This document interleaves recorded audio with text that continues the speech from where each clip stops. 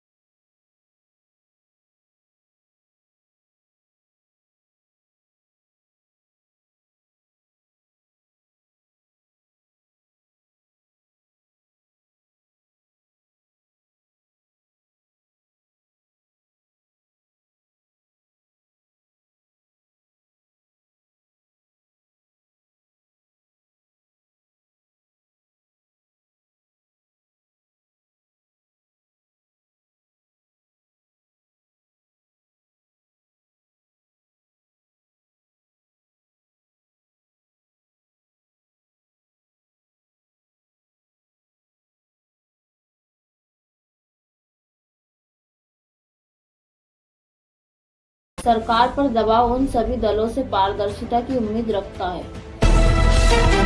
उपराष्ट्रपति धनखड़ का इस्तीफा औपचारिक तो स्वास्थ्य पर आधारित बताया गया, लेकिन विपक्ष इसकी समयबद्धता पर सवाल उठा रहा है। कुछ दल इसे सत्ता में अंदरूनी मतभेद या सियासी संकेत मान रहे हैं। डीप बैकग्राउंड वाली इस घटना ने राजनीतिक स्थिरता पर नई बहस छेड़ दी है। मानसून सत्र में ऑपरेशन सिंदूर के मसले पर विपक्षी ताव तेज है। प्रधानमंत्री के जवाबों की प्रतीक्षा बढ़ी हुई है। विपक्ष चाहता है कि इस पर खुलकर चर्चा हो। सरकार इसे स्थगित करने की कोशिश में है। संसद सत्र अभी कटु सियासी संवाद और बहस से पहले ही गर्म दिखाई दे रहा है। पहले दिन लोकसभा 5 मिनट के भीतर ही स्थगित हो गई। जमीन पर ऑपरेशन सिंदूर और अन्य विधायी बिलों पर बहस नहीं हो पाई। गृह, जलवायु, घरेलू एवं अंतर्राष्ट्रीय सुरक्षा जैसे एजेंडों की जटिलता से बढ़ गई है। राजनाथ सिंह ने कहा कि संसदीय मानसून सत्र 21 जुलाई से शुरू हुआ और इसमें 8 नए विधेयक लाए जाएंगे, जैसे मैनुअल संशोधन, IIM संशोधन, GST संशोधन। ये कार्रवाई विधायिका और न्यायपालिका संचालन को ऊर्जा देने की तैयारी मानी जा रही है। मेंटल रूप से केंद्र और विपक्ष में रणनीतिक मतभेद स्पष्ट, लेकिन कांग्रेस ऐसा कह रही है कि गठबंधन सीटों का बंटवारा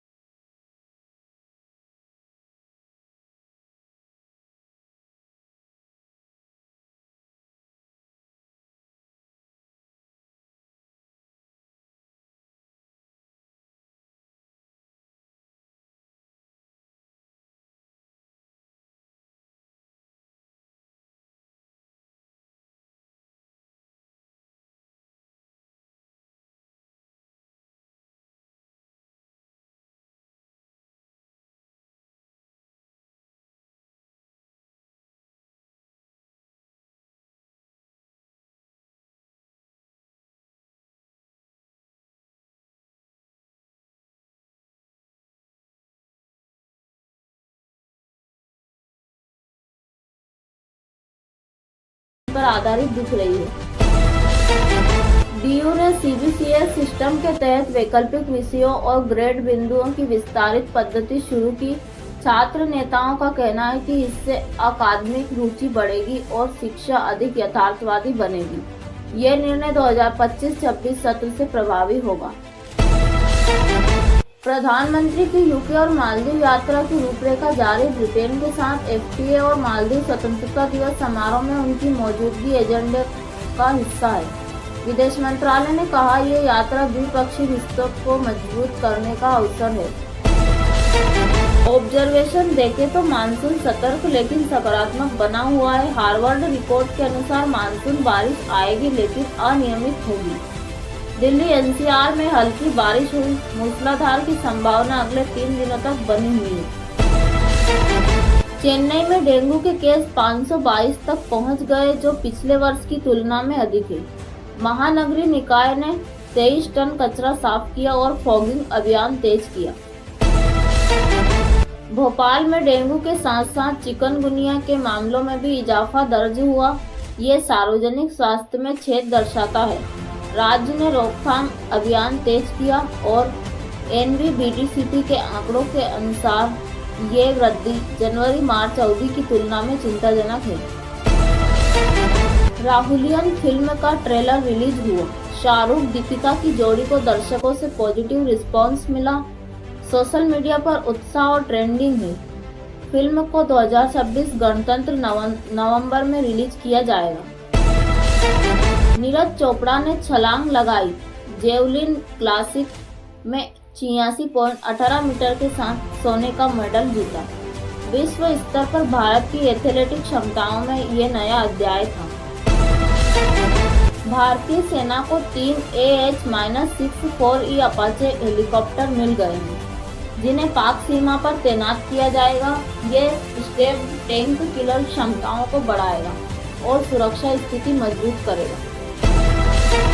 SBI ने होम लोन पर ब्याज दर घटाकर 8.15% कर दी। ये कदम रियल एस्टेट सेक्टर में मांग को बढ़ाएगा। अमेजन और फ्लिपकार्ट ने 13 से 18 अगस्त के बीच स्वतंत्रता दिवस सेल की घोषणा की। ग्रामीण हब पर खास ऑफर की तैयारी हो रही है।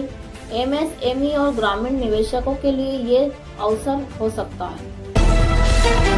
दिल्ली NCR में यमुना घाटों की सफाई अभियान में 200 टन कचरा निकालकर नदी को ताजी स्थिति में लाने का कार्य जारी। NGO और सरकारी साझेदारी में मानसून की तैयारी बेहतर लग रही है। ऑनलाइन बैंकिंग फ्रॉड मिले जुले रिपोर्ट। RBI ने फर्जी OTP साझा करने से भी सतर्क रहने को कहा है। एक गिरोह से 20 लाख बरामद हुआ, गिरफ्तारियां हुई। हरियाणा में बाजरा की फसल बारिश से बर्बाद होने पर किसान आत्महत्या कर बैठा। परिवार ने मुआवजे की मांग की। सरकार ने 2 लाख सहायता राशि की घोषणा की। राजस्थान में 500 महिलाओं को ड्रोन ऑपरेशन की ट्रेनिंग दी गई। यह पहल कृषि सर्वे बचाव में उपयोगी होगी। इसरो ने गगनयान क्रू मॉडल का ग्राउंड टेस्ट सफलतापूर्वक पूरा किया। मानव मिशन 2026 की ओर कदम मजबूत हुए।